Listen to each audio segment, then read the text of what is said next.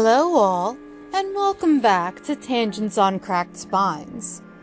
If you're new here, I'm glad.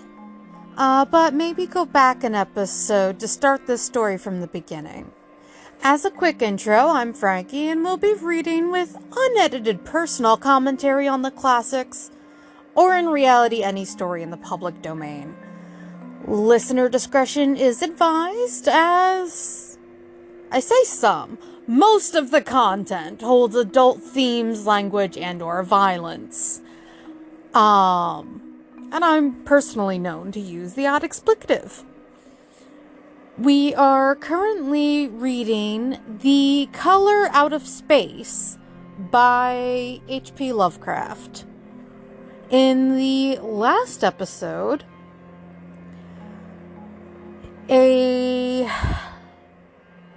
I know the term for him. It's not prospector. It begins with an S. Can't remember. An individual going out to make sure that, the land is okay for a reservoir to be created for the town of Arkham. Went out and was like, the townspeople said this was a weird, creepy place, but, this is a creepy place. Went, talked to the people at the inn, bar, whatever, and they were like,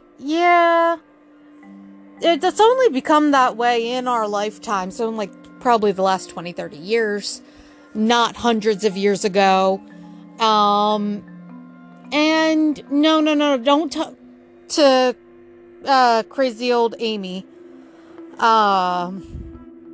You don't need to talk to him about it. So, of course, the main character goes and talks to him about it.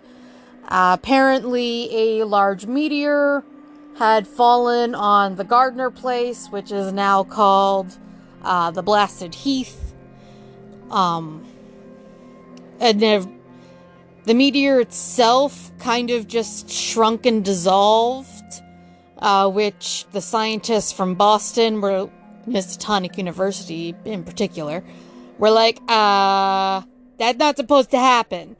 And they had done some tests on it, but of course, their samples also went poof.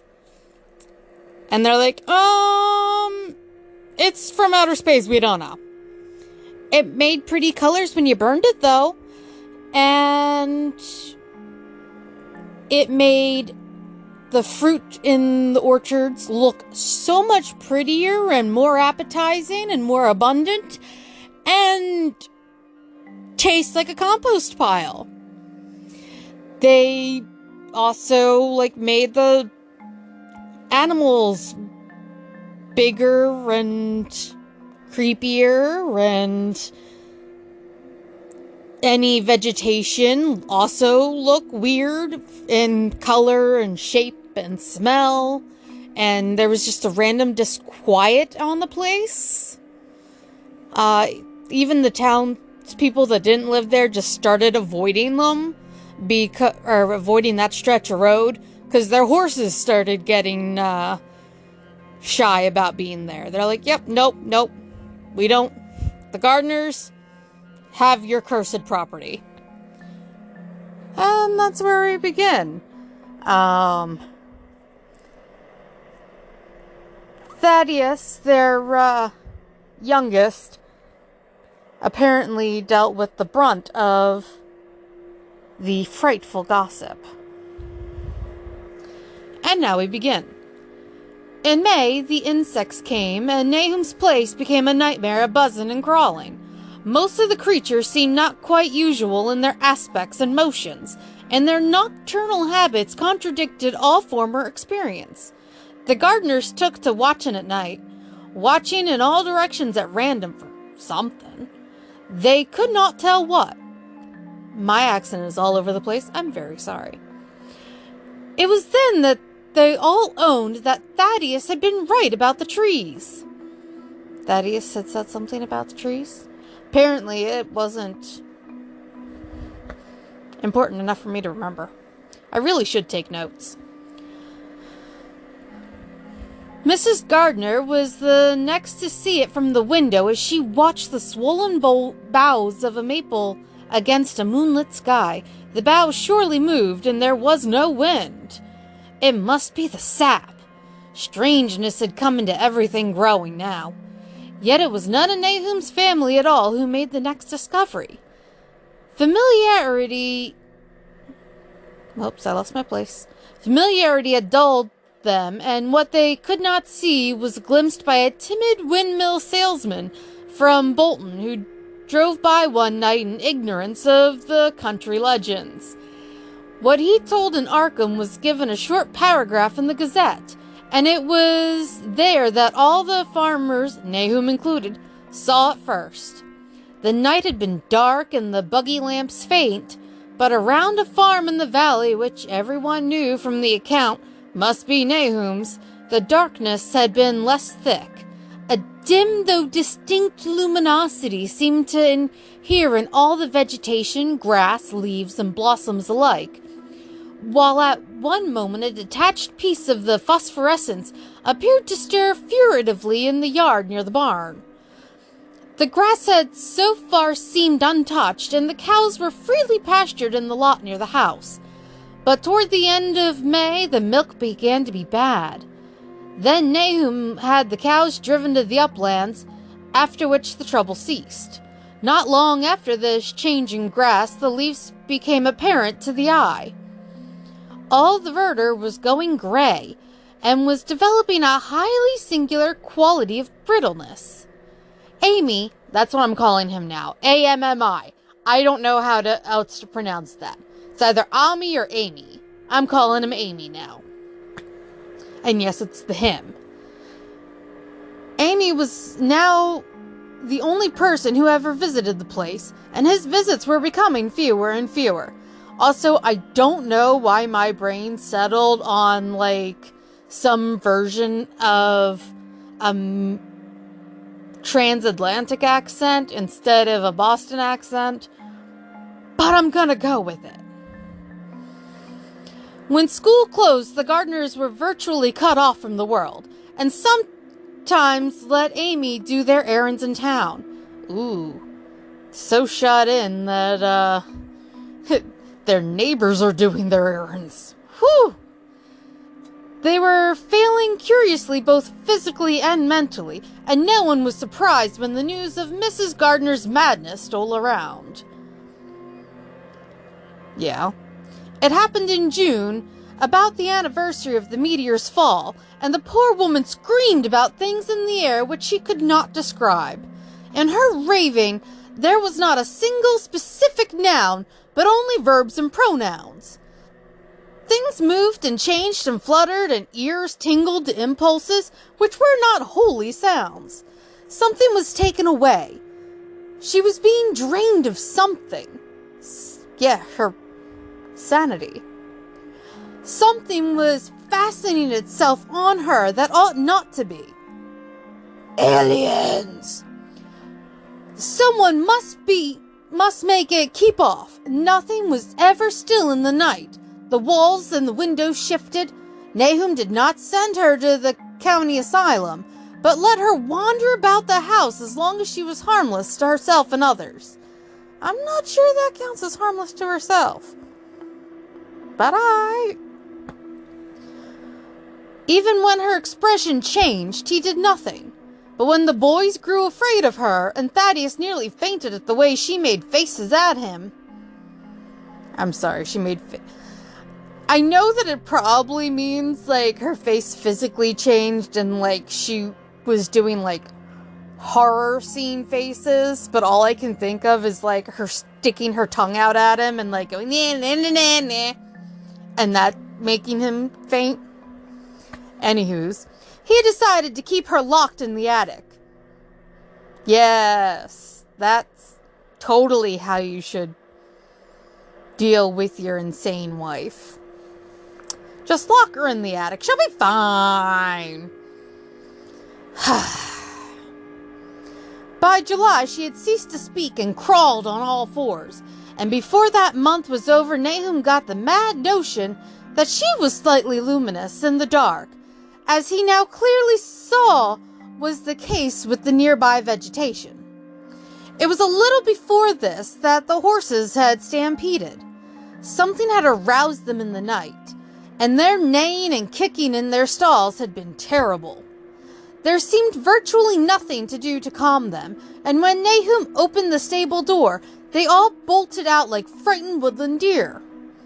That tends to happen when your horses are kicking up a storm inside their barn, because they're prey animals. Something scared them. I don't care if they can kill a man. They're still prey animals. It took a week to track all four. Well, I've had somebody's horse get loose on my property before, and trying to help them wrangle it. Yeah, I can see that. It takes a lot if the horse wants to be free and is spooked. And when found, they were seen to be quite useless and unmanageable. Something had snapped in their brains, and each one had to be shot for its own good. Oh, poor horses. Couldn't you just move them like you did the cows? Nahum borrowed a horse from Ammi for his haying, but found it would not approach the barn. It shied, balked, and whinnied, and in the end he could do nothing but drive it into the yard while the men used their own strength to get the heavy wagon near enough the hayloft for convenient pitching. And all the while the vegetation was turning gray and brittle. Even the flowers, whose hues had been so strange, were graying now, and the fruit was coming out gray and dwarfed and tasteless. The asters and goldenrod bloomed gray and distorted, and the roses and zinnias and hollyhocks in the front yard were such blasphemous-looking things that Nahum's oldest boy, Zenas, cut them down. And strangely puffed insects died about that time. Even the bees that had left their hives had taken to the woods. Well, at least the bees lived. It's more than you can say nowadays. Sorry. By September, all the vegetation was fast crumbling to a grayish powder, and Nahum feared that the trees would die before the poison was out of the soil. His wife now had spells of terrific screaming, and he and the boys were in a constant state of nervous tension. Yes, that's when you send her to the asylum with all the other people who scream at the moon. Not that, institutionalization is always a good idea, and, during this time frame, institutions were worse than they are now. Especially if you didn't have money. But, I mean, I don't think anybody would be able to manage having an adult in their household suddenly, making faces, screaming like a banshee, and, running around on all fours. Hopefully she hasn't started crawling on the walls. That hasn't been mentioned yet. They shunned people now, and when school opened, the boys did not go. But it was Ammi, on one of his rare visits, who first realized that the well water was no longer good. It had an evil taste that was not exactly fetid, nor exactly salty. But Ammi advised his friend to dig another well on higher ground, to use till the soil was good again. Nahum, however, ignored the warning, for he had by that time become callous to strange and unpleasant things. Fair? That's fair.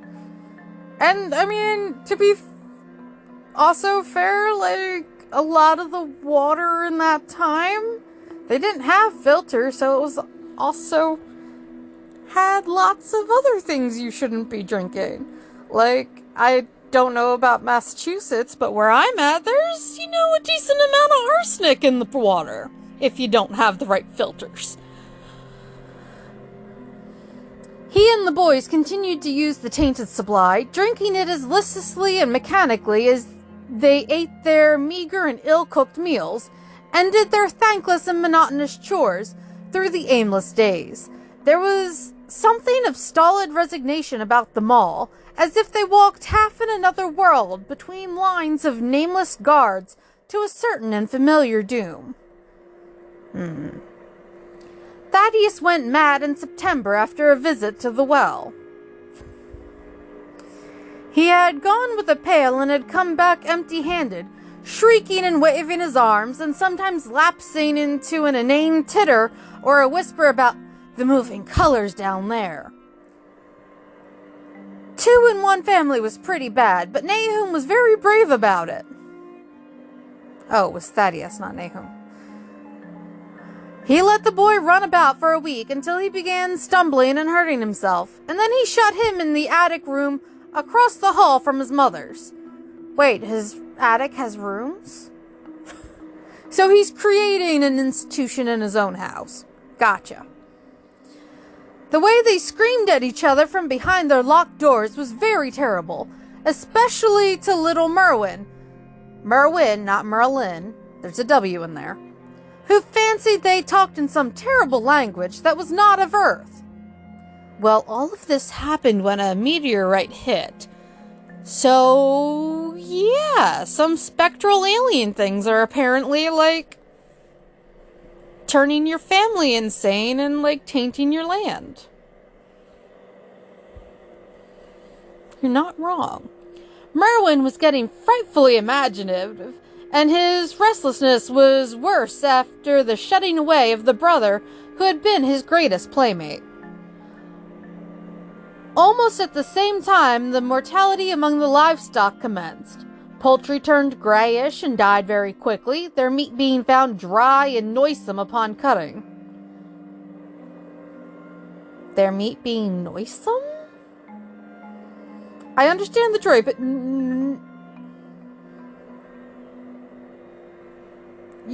I don't think poultry should be making sound after it's been killed. Unless that's got a different meaning. Hogs grew inordinately fat, which most people would like, then suddenly began to undergo loathsome changes which no one could explain. Their meat was of course useless, and Nahum was at his wit's end. Fair. The rural veterinary would approach his...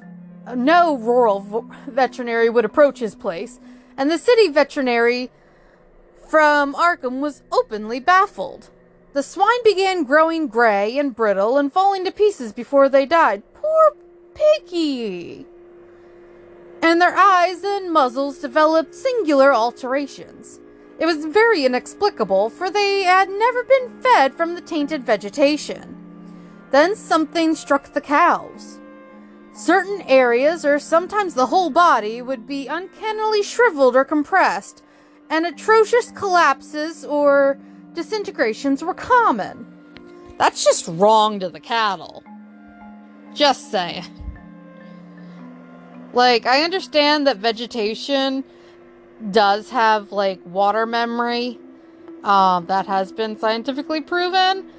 And that, the humans are being affected, but, they wasn't easy. It's not easy nowadays, but they could have, drilled a new well. They could have, moved their house to where the soil was good. There are some things they could have tried doing at least.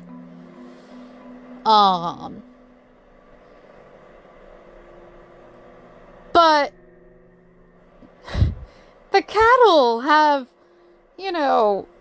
are literally falling apart while alive. They've got necrosis of some sort. That's not cool. Can you tell that my degree is in animal welfare? Non-human animal welfare? In the last stages, and death was always the result, there would be a graying and turning brittle like that which beset the hogs. There could be no question of poison, for all the cases occurred in a locked and undisturbed barn. Where's the water coming from?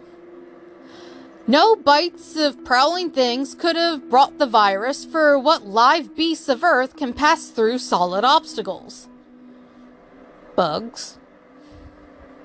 Bugs can find... and rodents. Bugs and rodents can find their way through everything. It can be only natural disease, yet what disease could wreak such results was beyond any mind's guessing. Again, meteor. When the harvest came, there was not an animal surviving on the place, for the stock and poultry were dead and the dogs had run away. Hopefully they got away safely. These dogs, 3 in number, had all vanished one night and were never heard of again. Of course they weren't. Hopefully they didn't necrose and die. The 5 cats had left some time before, because they're smart, but their going was scarcely noticed since there now seemed to be no mice, and only Mrs. Gardner had made pets of the graceful felines. Now, I love my dogs. I don't have any, but I grew up with dogs, and I love dogs, but I have cats right now, and my kitties! On the 19th of October, Nahum staggered into Amy's house with hideous news. The death had come to poor Thaddeus in his attic room, and it had come in a way which could not be told. Nahum had dug a grave in the railed family plot behind the farm, and had put therein what he found. No blessing from the pastor? Well, I guess the pastor might not come out to you. 'Cause with a name like Nahum, in the 1800s, in Massachusetts, I guarantee you're Christian. There could have been nothing from outside, for the small barred window and locked door were intact, but it was much as it had been in the barn. Ammi and his wife consoled the stricken man as best they could, but shuddered as they did so. Stark terror seemed to cling around the Gardners and all they touched, and the very presence of one in the house was a breath from regions unnamed and unnameable. Also, Thaddeus died before his mom? Not that, his mom deserves to die, but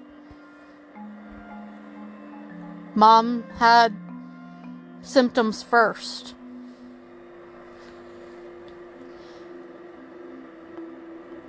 Ammi accompanied Nahum home with the greatest reluctance and did what he might to calm the hysterical sobbing of little Merwin.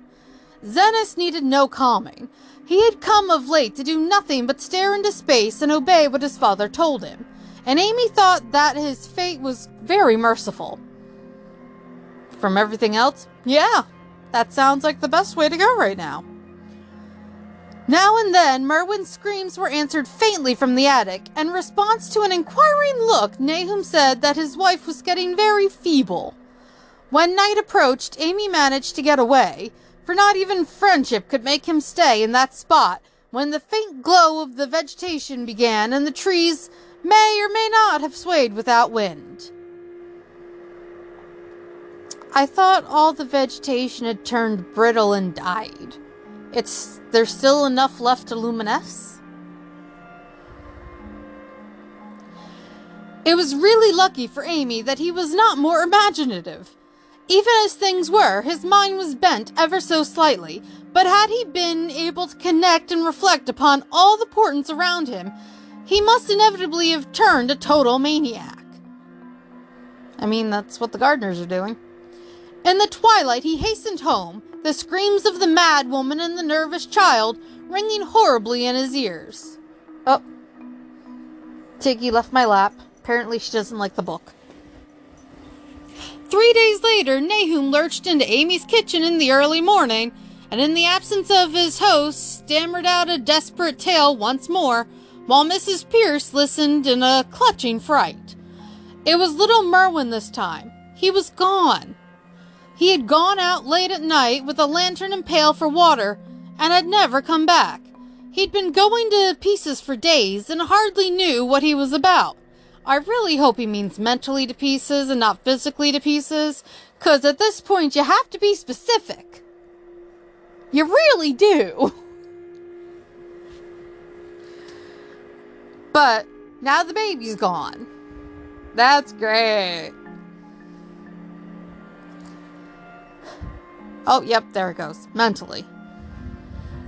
Screamed at everything. There had been a frantic shriek from the yard then, but before the father could get to the door, the boy was gone. There was no glow from the lantern he had taken, and of the child himself no trace. At the time, Nahum thought the lantern and pail were gone too. But when dawn came and the man had plodded back from his all-night search of the woods and fields, he had found some very curious things near the well. The well's just bad luck now. Like, stop going to this well. Drill another well. There was a crushed and apparently somewhat melted mass of iron, which had certainly been the lantern, while a bent bale and twisted iron hoops beside it, both half-used, seemed to hint at the remnants of the pail. That was all. Nahum was past imagining. Mrs. Pierce was blank, and Ammi, when he had reached home and heard the tale, could give no guess. Merwin was gone, and there would be no use in telling the people around, who shunned all the Gardners now. No use either in telling the city people at Arkham, who laughed at everything. Thad was gone, and now Merwin was gone. Something was creeping and creeping. Yeah, was creeping and creeping. Apparently, I don't like saying both of those together. Was creeping and waiting to be seen and felt and heard. Nahum would go soon, and he wanted Ammi to look after his wife and Zenas if they survived him. Nahum seems to, well, Zenas seems to be in the best shape, but, you know, whatever. It must all be a judgment of some sort, though he could not fancy for what, since he had always walked uprightly in the Lord's ways as far as he knew. For over 2 weeks, Ammi saw nothing of Nahum, and then, worried about what might have happened, he overcame his fears and paid the Gardner place a visit. I'd be taking a Bible with me at that point. There was no smoke from the great chimney, and for a moment the visitor was apprehensive of the worst. The aspect of the whole farm was shocking. Grayish, withered grass and leaves on the ground, vines falling and brittle wreckage from archaic walls and gables, and great bare trees clawing up at the gray November sky with a studied malevolence, which Ammi could not but feel had come from some subtle change in the tilt of the branches. As someone who, was really scared of this one lot as a kid, for no good reason other than the fact that there were dead trees. These trees never bloomed. There was never leaves. So there were these large dead trees in this one lot in the middle of a city block. And I had to go past it to get to most places. And it creeped me out more than the cemetery at the end of my street. So I understand the trees being creepy. But Nahum was alive after all.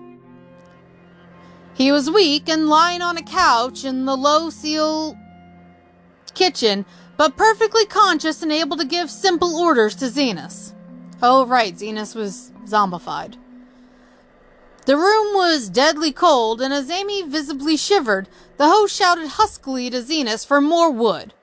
Wood, indeed, was sorely needed, since the cavernous fireplace was unlit and empty, with a cloud of soot blowing about in the chill wind that came down the chimney.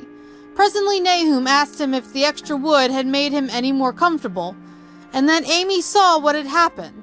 The stoutest cord had broken at last, and the hapless farmer's mind was proof against more sorrow. Questioning tactfully, Ammi could get no clear data at all about the missing Zenas. "In the well. He lives in the well," was all that the clouded father would say. Everything comes back to that well. Then there flashed across the visitor's mind a sudden thought of the mad wife, and he changed his line of inquiry. "Nabby, why, where is she?" "Oh, Nabby, why, here she is. was the surprised response of poor Nahum, and Ammi soon saw that he must search for himself. Leaving the harmless babbler on the couch, he took the keys from their nail beside the door and climbed the creaking stairs to the attic. Seeing as everything else was turning gray and brittle, I would be afraid to climb the steps at that point. But I suppose you would have to have some semblance of, like, well, if he's like this and the sun has disappeared, maybe I should make sure the wife isn't, like, starving to death upstairs. A good human would do that, yes. It was very close and noisome up there, and no sound could be heard from any direction. Alright, give me a minute.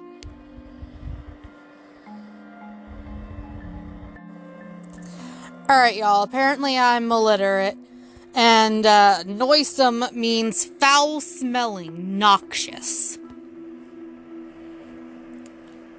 That makes a lot more sense.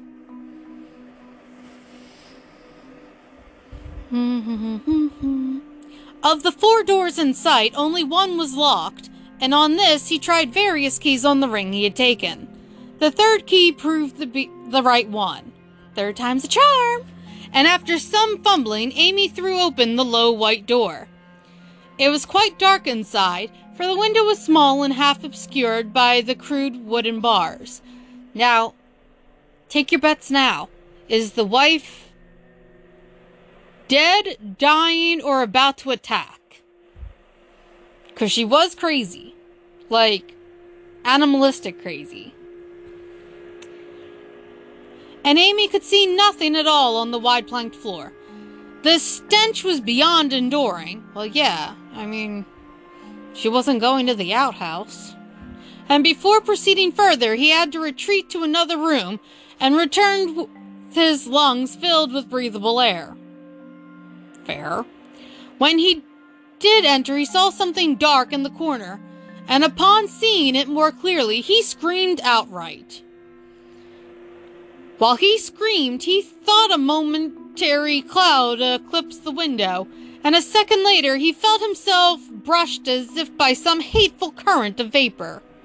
Strange colors danced before his eyes, and had not a present horror numbed him, he would have thought of the globule in the meteor that the geologist's hammer had shattered, and of the morbid vegetation that had sprouted in the spring. As it was, he thought only of the blasphemous monstrosity which confronted him, and which all too clearly had shared the nameless fate of young Thaddeus and the livestock. But the terrible thing about this horror was that it was very slowly and perceptibly moved as it continued to crumble. Ew, Night of the Living Dead. Ammi would give me no added particulars to this scene, but the shape in the corner does not reappear in his tale as a moving object.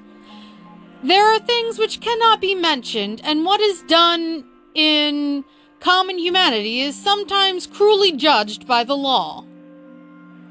Fair. I gathered that no moving thing was left in that attic room, and that to leave anything capable of motion there would have been a deed so monstrous as to damn any accountable being to eternal torment. Fair. Anyone but a stolid farmer would have fainted or gone mad, but Ammi walked conscious through that low doorway and locked the accursed secret behind him. There would be Nahum to deal with now. He must be fed and tended and removed to some place where he could be cared for. Commencing his descent of the dark stairs, Ammi heard a thud below him. 'Cause that's not ominous. He even thought a scream had been suddenly choked off, and recalled nervously the clammy vapor which had brushed by him in that frightful room above. What presence had his cry and entry started up? Halted by some vague fear, he heard still further sounds below. Indubitably, there was a sort of heavy dragging. I can say indubitably, but I can't say sort. Of heavy dragging, and a most detestably sticky noise, as of some fiendish and unclean species of suction. Ew. With an associative sense goaded to feverish heights, he thought unaccountably of what he had seen upstairs. Good God!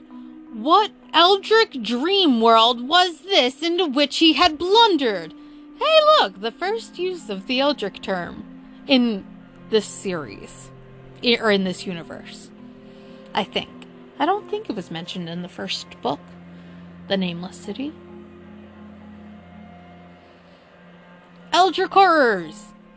He dared move neither backward nor forward, but stood there trembling at the black curve of the Buxton staircase. Every trifle of the scene burned itself into his brain. The sounds, the sense of dread expectancy, the darkness, the steepness of the narrow steps, and merciful heaven. The faint but unmistakable luminosity of all the woodwork in sight. Steps, sides, exposed laths, and beams alike. Then there burst forth a frantic whinny from Ammi's horse outside, followed at once by a clatter which told of a frenzied runaway. Smart horse. In another moment, horse and buggy had gone beyond earshot, leaving the frightened man on the dark stairs to guess what had sent them. But that was not all. There had been another sound out there. A sort of liquid splash. Water. It must have been the well. He had left Hero untied near it, and a buggy wheel must have brushed the coping and knocked in a stone. Sure, that's what it was. Because you didn't hear suction and wet sounds and all sorts of nastiness downstairs a minute ago that had you frozen. And still the pale phosphorescence glowed in that detestably ancient woodwork.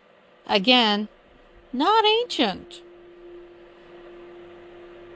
White people in America hadn't been around long enough for anything to be ancient, especially in the early 1900s. God, how old the house was. Most of it built before 1670, and the gambrel roof not later than 1730. A feeble scratching on the floor downstairs now sounded distinctly, and Ammi's grip tightened on a heavy stick he had picked up in the attic for some purpose. It actually says for some purpose. I think we all know what that purpose was. But it doesn't say. It's more polite than that. Slowly nerving himself, he finished his descent and walked boldly toward the kitchen. But he did not complete the walk, because what he sought was no longer there. It had come to meet him, and it was still alive after a fashion.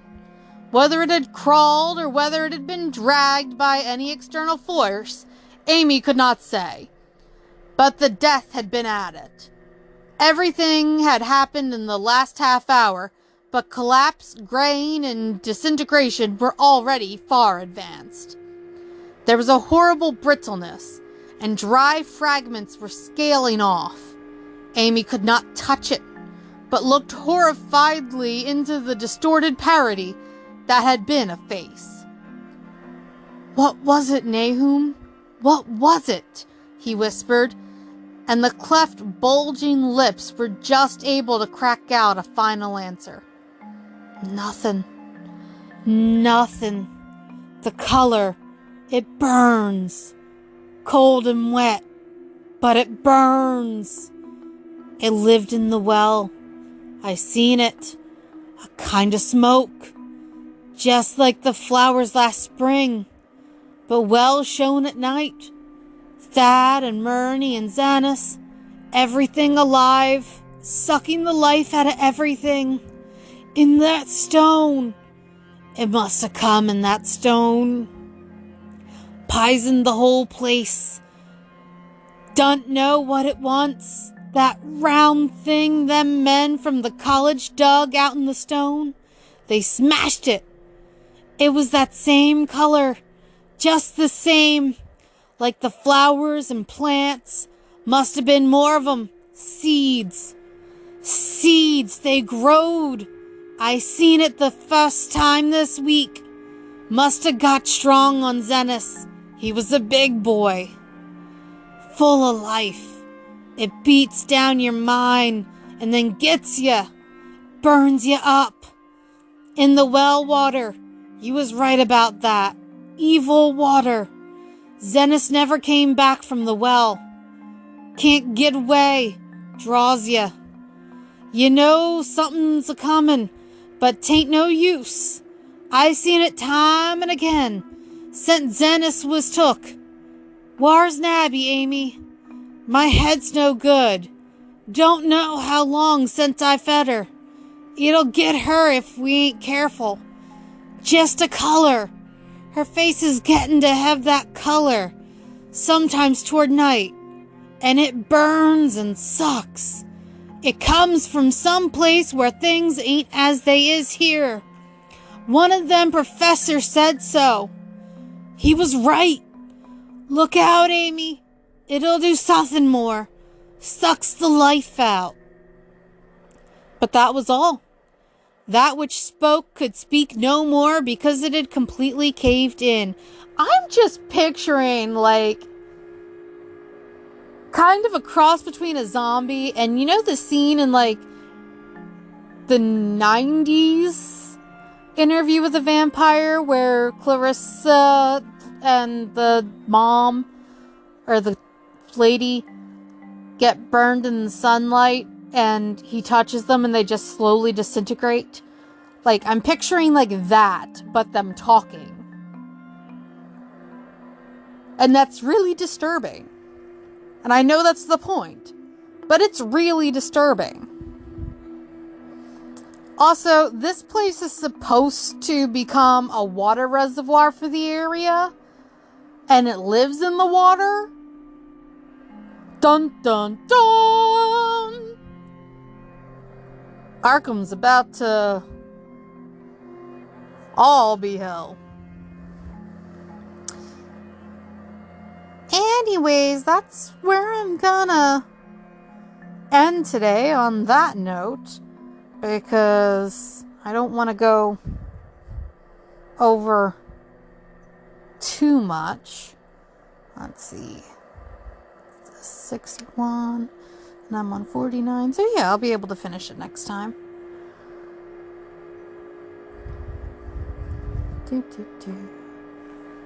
But again, thank you for listening. And for typical podcast business, if you enjoyed this, please subscribe, rate, review on whatever podcast app, catcher, whatever they're called you're using.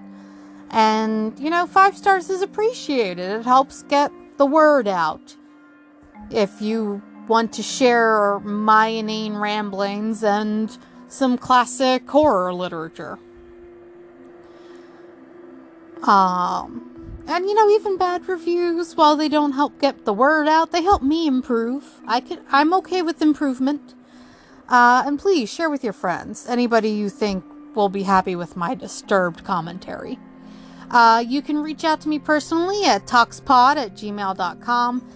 That's the initials of the podcast, pod@gmail.com.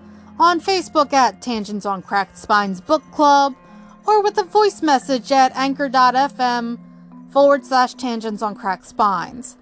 The Facebook page will have updates posted and polls to vote on the next story. If you're interested in merch, I've made a few items for my personal Etsy shop, which I'll link in the description. If I remember, because I'm bad at that. Thank you all again for listening, and have a wonderful day. Bum, bum.